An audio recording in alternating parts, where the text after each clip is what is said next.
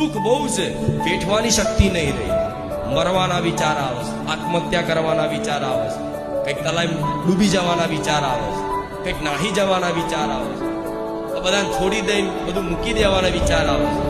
આવું નેગેટિવ વિચાર, નેગેટિવ ચિંતન બધાની અંદર થતું હશે.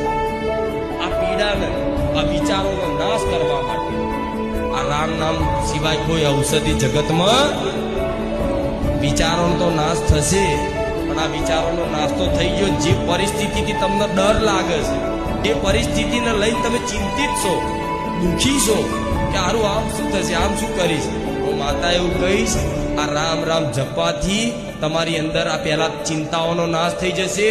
કોઈ જાતની ચિંતા નહીં રહે.